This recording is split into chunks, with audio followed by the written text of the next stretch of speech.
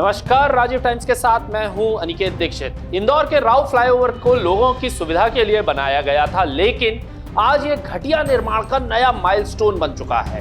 पिछले साल 21 दिसंबर को धूमधाम से इसका लोकार्पण हुआ और ट्रैफिक शुरू किया गया, लेकिन महज 6 महीने बाद ही ब्रिज पर बड़े बड़े गड्ढे हो गए, पूरी सतह उखड़ गई। अस्थायी पैचवर्क से काम चलाया गया, लेकिन 4 महीने बाद फिर वही हाल। मुंबई से इंदौर जाने वाली लेन पर डामर इतना उखड़ गया कि वाहन चलाना मुश्किल हो गया। अब आधी लेन को खोदकर नए सिरे से बनाया जा रहा है और 2 महीनों के लिए आधा ब्रिज बंद रहेगा। NHAI की लापरवाही और ठेकेदार कंपनी विंध्या कंस्ट्रक्शन की घटिया गुणवत्ता के चलते लोगों की सुविधा मुसीबत में बदल गई है। चैनल हेड अर्पण कुमार जी की एक खास रिपोर्ट देखिए, जहां उन्होंने मौके पर जाकर पूरी स्थिति का जायजा लिया। नमस्कार, मैं हूं अर्पण कुमार। आप देख रहे हैं राजीव टाइम्स। आज आपको दिखाने वाले हैं हम भ्रष्टाचार का एक नमूना, भ्रष्टाचार का वो नमूना जिसे आप देखकर हैरान हो जाएंगे। मैं आपको बताना चाहूँगा, फिलहाल हम राव फ्लाईओवर पर हैं। इसे अभी कुछ समय पहले ही 21 दिसंबर 2024 को इसका उद्घाटन हुआ था, और अगर आज वर्तमान स्थिति की बात करें तो इसे पुनः बनाना पड़ रहा है। 6 महीने पहले आपको बताएं इसका पेच वर्क भी हुआ था, उसके बावजूद आज ये स्थिति है। जब इसका लोकार्पण हुआ 21 दिसंबर 2024 को, तो आज इसे फिर से बनाना पड़ रहा है। कुछ नमूने मैं आपको दिखाऊंगा। मैं बताऊंगा आपको कि ये फ्लाईओवर जो है 43 करोड़ रुपए में बनाया गया था, मैं आपको बता दूं, और आज इसकी ये स्थिति है कि आप देख सकते हैं कि इसे पुनः फिर से बनाने की जो है वो कवायद की जा रही है, क्योंकि इसके अंदर जो है वो घटिया निर्माण कार्य जो है वो ठेकेदार के द्वारा किया गया था। और NHAI के अगर काम की बात करें तो आप स्वयं देख सकते हैं कि इसे वापस से खोदकर इसका पुनः निर्माण किया जा रहा है। आप देख सकते हैं कि ये जो भुजाएं हैं इसकी यहाँ तक खाली कर दी गई हैं। और मैं आपको बताऊं, इसमें सबसे बड़ी जो प्रॉब्लम आई थी वो प्रॉब्लम ये थी कि इसमें पानी का जो ड्रेनेज सिस्टम था वो नहीं दिया गया इस फ्लाईओवर में। और आप देख सकते हैं सबसे बड़ा नमूना है ये भ्रष्टाचार का मध्य प्रदेश के। आप देख सकते हैं कि 43 करोड़ रुपए 21 दिसंबर 2024 को जब सैंक्शन हुए और इसका निर्माण किया गया, जब इसे कंप्लीट किया गया, और कुछ समय बाद ही वापस ये स्थिति पुनः आ गई है कि इसे फिर से बनाना पड़ रहा है। बात करें तो ये जो आपको दिख रहा है फिलहाल, ये जो गिट्टी यहाँ पर जो आपको दिख रही है कि फिर से जो बिछाई गई है, ये जो डामरीकरण आप देख सकते हैं कि उधर मैं कैमरामैन को बोलूँगा, हमारे धीरज को बोलूँगा एक बार दिखाएं कि ये डामरीकरण वाली स्थिति में था यहाँ पर। मतलब ये जो रेड लाइन आपको दिख रही है, यहाँ तक इसका डामर था, अब इसे पुनः खोदकर बनाया जा रहा है। आप देख सकते हैं कि यहाँ पर दूसरी जो भुजा है जो मुंबई की तरफ जाती है, ये रोड जो राव की तरफ जा रही है, आप देख सकते हैं कि यहाँ पर जो निर्माण कार्य है वो तो फिलहाल ठीक है। हो सकता है भविष्य में ये भी धंसे, क्योंकि इसकी भी स्थिति जो है वो लगभग बैठने जैसी हो गई है इसके डामर की, और यहाँ पर ये स्थिति है कि इसे फिर से बनाना पड़ रहा है। तो सबसे बड़ी बात ये है कि 43 करोड़ रुपए से लागत से बनाए गए ये जो ब्रिज है, ये जो फ्लाईओवर है राव का, उसकी वर्तमान स्थिति आप देख सकते हैं। ये भ्रष्टाचार का एक नया मॉडल है मध्य प्रदेश का, और जब निर्माण कार्यों को NHAI कितनी गंभीरता से लेता है ये भी इससे मालूम पड़ता है। हमारे साथ इंदौर शहर के युवा पत्रकार हर्ष हैं, हर्ष प्रजापत, हम उनसे बात करना चाहेंगे। वो भी ये स्टोरी कवर कर रहे थे, और मैं आपको बताना चाहूँगा कि इन्होंने पहले भी ये मुद्दा उठाया था। हर्ष, क्या बोलना चाहेंगे आप? ये जो पूरा क्या है ये थोड़ा हमारे दर्शकों को समझाएंगे क्या? पहले तो राजीव टाइम्स को मैं बहुत बहुत धन्यवाद करता हूं कि मुझे इस काबिल समझा। आपको मैं बता दूं कि 21 दिसंबर 2024 को राव के जो विधायक है मधु वर्मा जी है, और इंदौर शंकर लालवानी जो सांसद है, उन्होंने इसका लोकार्पण किया था, और लगभग 47 करोड़ रुपए इसमें लगा दिए गए थे। और आज जब मुद्दा उठाया था, 5 दिसंबर को ये मुद्दा उठाया था, तो 1 साल भी कंप्लीट नहीं हुआ है। और आप ये रोड की स्थिति देख लीजिए ना, यहाँ पर कई मौत हो गई है, कई घटनाक्रम हो गए हैं। जिम्मेदारों से जब सवाल किए तो वो हमारी ही वीडियो बनाने लग गए।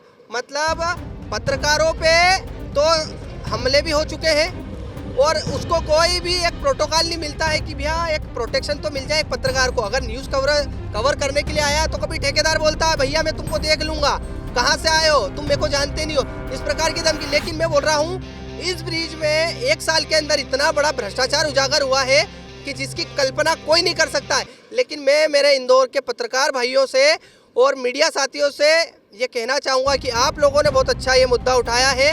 हमारे राजीव टाइम्स से भी भाई साहब ने बहुत अच्छा दिखाया है, हर चीज़ को कवर करा है। अब वो बीच की भी रोडें बना रहे हैं और सड़क जो सीसी रोड है वो बना रहे हैं। 7 करोड़ का जो टेंडर वापस लिया है, ये आपका पैसा है, मेरा पैसा है, इनका पैसा, और जो ये रोड पे चल रहे हैं ट्रक, जितने भी गाड़ियां चल रही है, उनका पैसा है। मैं आपसे ये पूछना चाहूंगा कि आपने बताया 7 करोड़ का पुनः इसका टेंडर हुआ है, तो पहले 43 करोड़ लगभग कुछ बताया जा रहा था। 43 करोड़ लग चुका है, पहले 43 करोड़ लग चुका है। अभी बीच में ही मैंने देखा था, बीच में वहाँ पे एक बैनर लगा था, उसमें 7 करोड़ का भूमि पूजन भी लिखा था। और ये जो सीसी रोड बन रहा है, तो इसको बनाने की क्या जरूरत है? जब विधायक मधु वर्मा जी और इन्हें जितने भी लोगों ने ये लोकार्पण किया है, तो वो जब दौरा करने आए थे, जब इसको रेडी किया या इस पे रिहर्सल चल रही थी, तो जब क्यों नहीं देखा आपने?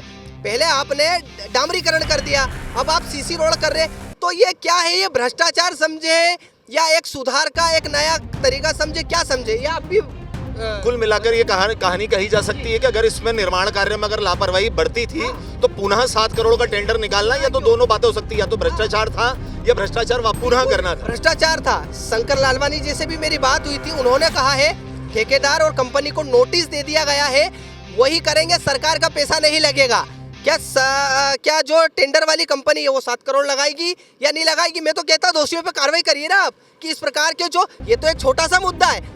आप इंदौर में देखिए, अरविंदो वाला क्षेत्र देखिए, कुशवानगर में 4 साल हो गए मकान तोड़े को, और बोला था कि मकान इसलिए तोड़े जा रहे हैं कि रोड बनाएंगे। 4 साल बाद रोड बनाई गई है, तो व्यक्ति जो परेशान हुआ है, उसकी गाड़ी का मेंटेनेंस खराब हुआ, दुर्घटनाएं हुई, जो गिट्टियां इधर से उधर लोगों को लगी, परेशान हुए, तो क्या हो रहा है? ये भ्रष्टाचार। आपको क्या लगता है इसमें ठेकेदार की मिलीभगत है या ठेकेदार की लापरवाही के कारण ये स्थिति देखने को निर्मित? लापरवाही से, मैं तो कहता हूँ ठेकेदार की लापरवाही से पूरा हुआ है कि उन्हें देखरेख नहीं करी है। लेकिन मैं मधु वर्मा जी, शंकर लालवानी जी और इंदौर के जिम्मेदारों से कहना चाहूंगा कि इन पर ठोस से ठोस कार्रवाई करिए, क्योंकि कितने लोगों की ये दुर्घटना हो जाती है। NHAI की भी यहाँ पे गलती है।